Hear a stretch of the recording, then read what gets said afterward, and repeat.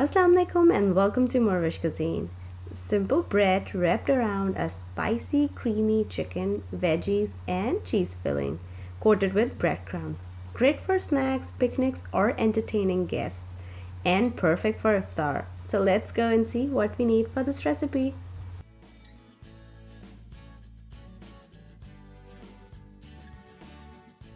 Things we need for this recipe will be some slices of white bread. You can use any brand, whichever you use at home.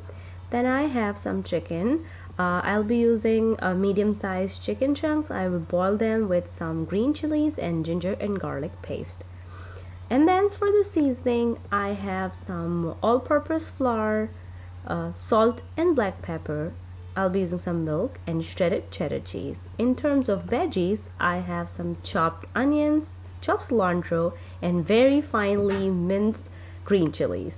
Then I have some whole kernel corns, and then for the topping, I'll be using egg and some breadcrumbs. So these are all the ingredients which I'll be using today for our cutlets. So first, in a saucepan, add enough water to cover the chicken, add ginger, garlic and green chilies and bring it to a boil and cook until chicken is completely tender. Drain out the water and shred the chicken and keep it on the side. Then heat butter in another saucepan, add some chopped onions and start cooking until onions are soft and translucent. Then add some all-purpose flour and start mixing immediately and cook until flour doesn't have that raw aroma and it's fully cooked, and this process will take like a minute or two. Keep stirring, then bring the flame on its lowest setting and then pour the milk and stir continuously until flour is completely mixed with the milk and mixture is starting to thicken a little bit.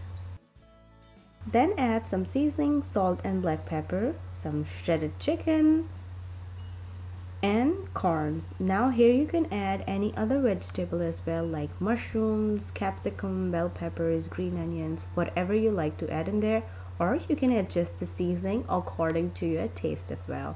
So just mix everything until chicken and corns are completely mixed and you have a creamy chicken mixture. Then add your shredded cheddar cheese and mix until cheese is completely melted and mixed through with your chicken mixture. Here you can add some pepper jack or mozzarella cheese as well. So when your mixture comes to its desired consistency, then switch off the flame and add chopped cilantro and very finely chopped green chilies, and then mix all those herbs with the chicken mixture and then transfer that mixture into another bowl and let it cool down completely.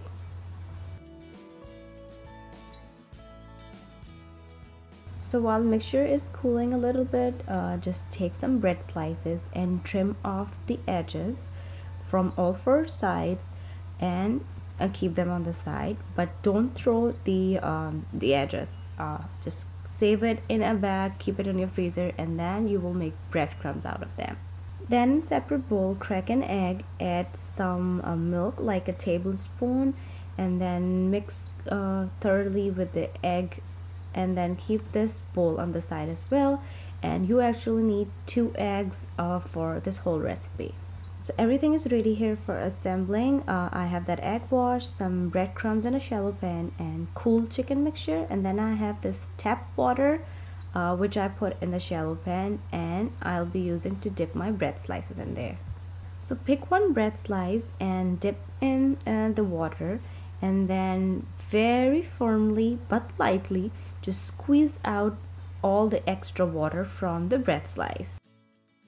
Now take a spoonful of chicken mixture and put it in the center of squeezed and wet bread slice, and then start bringing the edges in the middle and very lightly with the help of thumb and the finger start pinching and make sure there isn't any seam left, all the edges are closed, and make sure your mixture is completely cooled at this time. If it's little warm, it's gonna break the bread slice. And when we fry our cutlets, our filling will ooze out.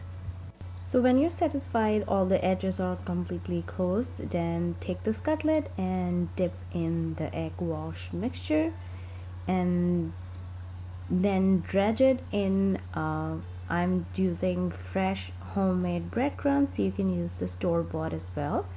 So just completely cover the whole thing with the breadcrumbs. If you have any open seams or edges, breadcrumbs will cover them at this point.